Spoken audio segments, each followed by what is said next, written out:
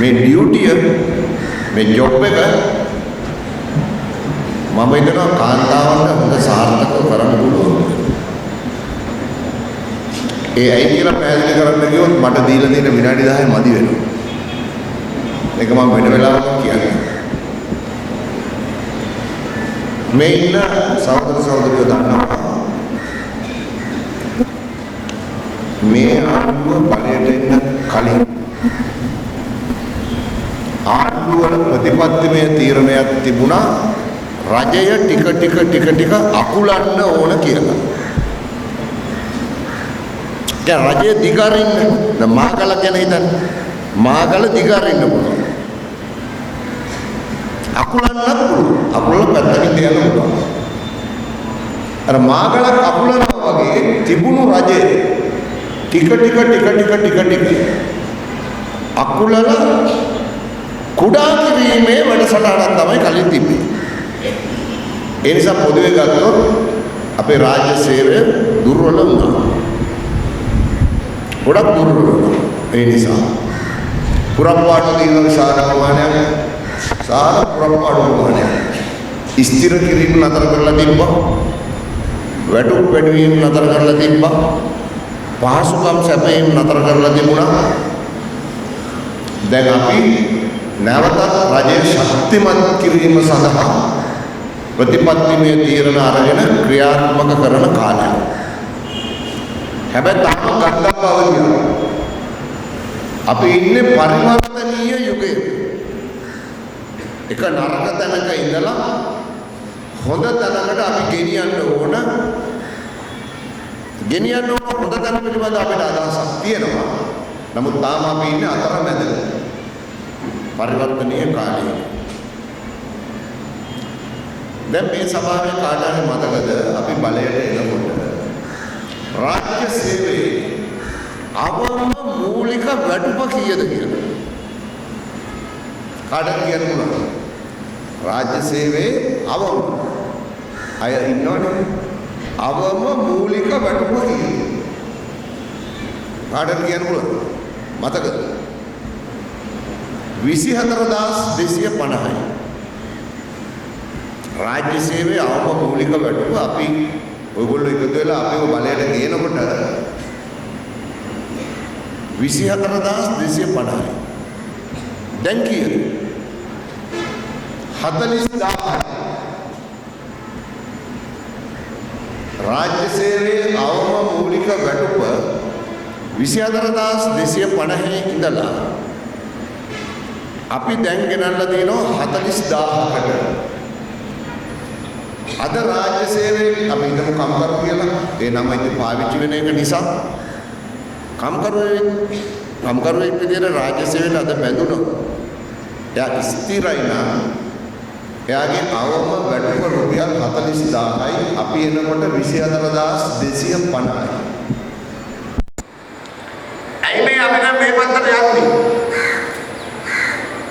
රාජ්‍ය සේවය දුර්වල කරලා තිබුණා කියලා අපි පිළිගන්නවා. ඒක ශක්තිමත් කරන්න නම් එහෙම කරන්න ඕන. අපේ රටේ රාජ්‍ය සේවය ශක්තිමත් නොකර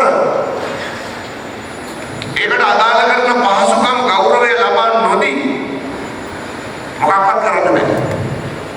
මේ සංවර්ධන ව්‍යාපෘති එකක්වත් සාර්ථක කරන්න බෑ.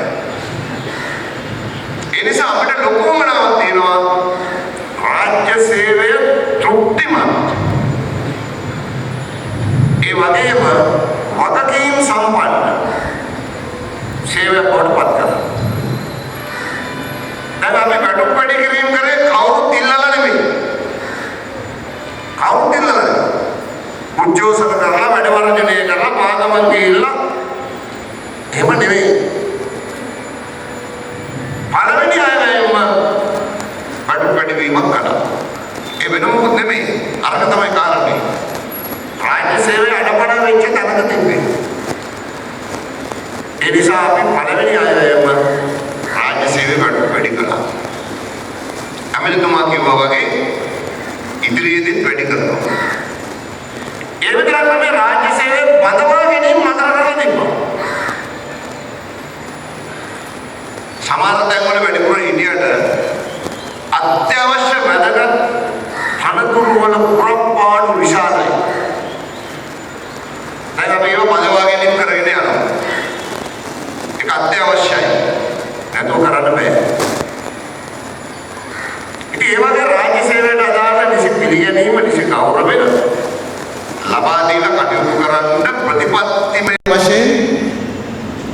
පිළි අරගෙන වැඩ කරන ආණ්ඩුවක් අපි. ඉතින් ඔයගොල්ලෝ රජය අපි ආණ්ඩුව. හැමතුම ආණ්ඩුව. මාත් ආණ්ඩුව. ඔයගොල්ලෝ රජය. දැන් අපිට ග්‍රාමීය දුප්පත්කම නැති කරන්න ලොකු උවමනාවක් තියෙනවා. ඒ වෙනුවෙන් ප්‍රතිපාදනයක් තියෙනවා. ප්‍රතිපාදන නැහැ කියලා දැන් නැහැ. ප්‍රතිපාදනක් තියෙනවා. නමුත් ප්‍රශ්නේ තියෙන්නේ ඇත්තටම අපේ රාජ්‍ය සේවයේ තියෙන දුර්වලකම. අයවැයෙන් අපි රුපියල් 100ක් වෙන් කරොත් යම් කිසි කාර්යයකට රජය අපිට කියනවා වසර අවසන් වෙනකොට මූල්‍ය ප්‍රගතිය 60යි. රජය අපිට කියනවා මූල්‍ය ප්‍රගතිය සමාන තැනක 70යි. 40යි. සමහර තැන්වල 30යි. ඒ තමයි අපේ රාජ්‍ය සේවය. ඒ දුර්වල. පහසුකම් නැහැ. අවශ්‍ය උපකරණ නැහැ. අවශ්‍ය තාක්ෂණය නැහැ. ඒ නිසා අපි ආණ්ඩුවක් විදියට සංවර්ධනය වෙනුවෙන් තබාගෙන තියෙන ඉලක්ක සම්පූර්ණ කරන්න ඉතාම දුෂ්කර තත්ත්වයක් තියෙනවා රාජ්‍ය සේවයේ මේ පවතින දුර්වලතාවය නිසා. ඒ නිසා අපි අත්‍යවශ්‍ය කාර්යයක් ලෙස සලකන රාජ්‍ය සේවය ශක්තිමත් කරලා අවශ්‍ය පාසුකම් සපයලා අවශ්‍ය ගුණාත්මක තත්ත්වයට ගන්න. ඒ නිසා අපි රාජ්‍ය සේවය අකුලන පරණ ආණ්ඩු වල ප්‍රතිපත්තිය නෙමෙයි ඉන්නේ. මාත් කාලයක් තිස්සේ උත්සවදි කරපු නිසා දැනට අපේ උත්සවදි වාර ප්‍රධානියා නිසා මම මේ පැත්තෙන් කිව්වේ පරමුණික. දැන් ඔයගොල්ලෝ දන්නවා සමහර ගුරුවරු ඉන්න මෙන්න මෙහෙම. පන්තියේ ඉන්නවා දුර්වල ළමයි. දක්ෂ ළමයිට උගන්වන්න ගුරුවරුන්ට එච්චර මහන්සි වෙන්න දෙයක් නැහැ. දුර්වල ළමයි හඳුනගෙන ඒ අයට උගන්වන්න දක්වන නිපුණතාවය තමයි වැදගත්. තමයි වැදගත්. නමුත් අපේ පෞගේ කාලේ අතන ගුරුවරු ඔයගොල්ලෝ දන්නවා දුර්වල ළමයව පන්තියෙන් එළියට දානවා. එක්ක දනගස්ස. එහෙම තත්ත්වයක් තියෙනවා.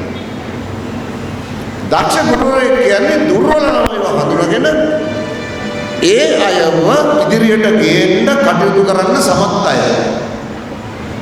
මෙතන ඉන්න සහෝදර සහෝදරයන්ටත් පැවරලා තියෙන්නේ යම් කිසි ග්‍රාමයක ගමක ශක්තිමත් අය හඳුනගෙන ගොඩ ගන්න වෙන්නේ නෙවෙයි.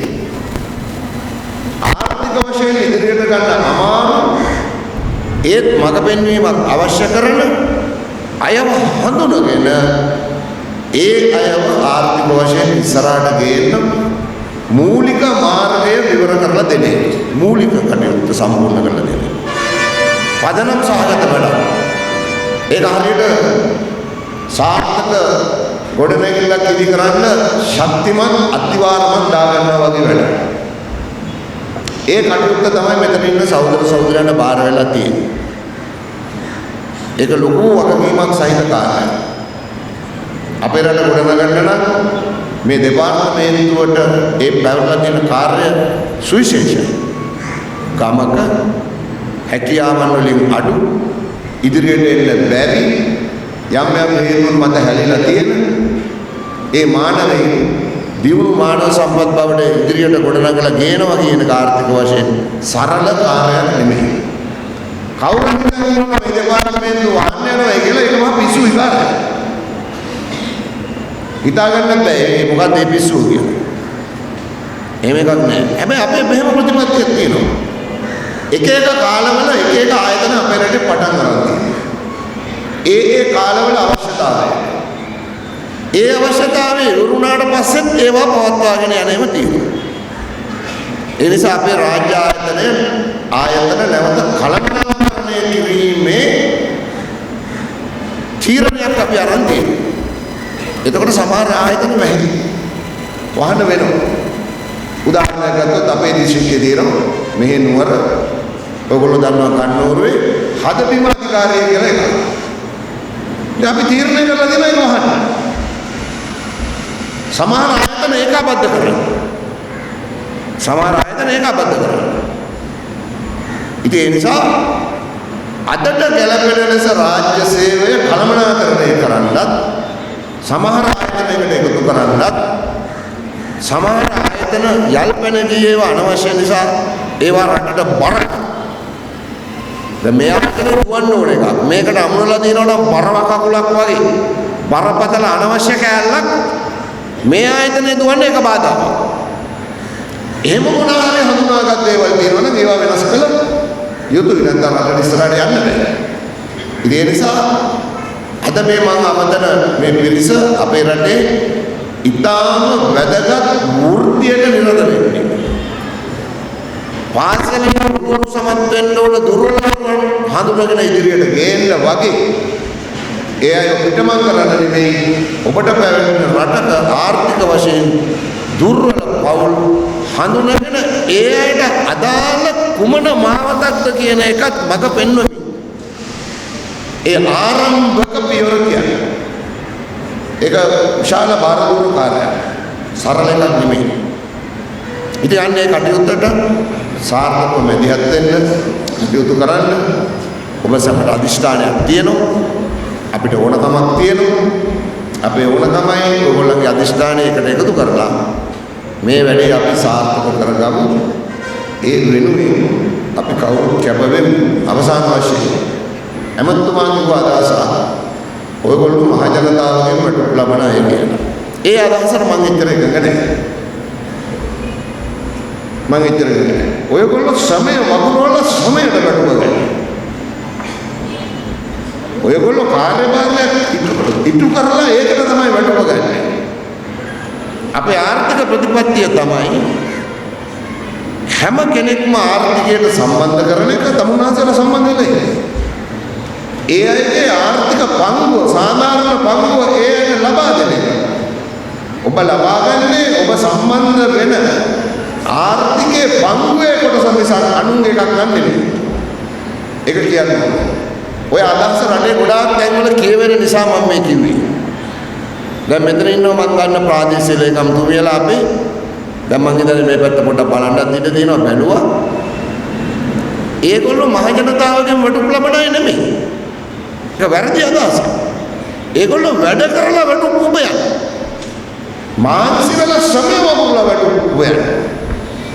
ඕගොල්ලන්ට හරියට මහ ජනතාව නිකන් දෙනවා වගේ අරහතාවේ දින අර්ථය. එහෙම නැහැ. මොකද මම උසාවිදිකාරයෙක්. හරි. ඉතින් එහෙම නැහැ. මේ රටේ ගුරුවරයාට මහ ජනතාව වටුප් දෙවනවා කියන එකත් වැරදි. පොලිසිය නාමින මහජනයා වටුප් දෙවනවා කියන එකත් වැරදි.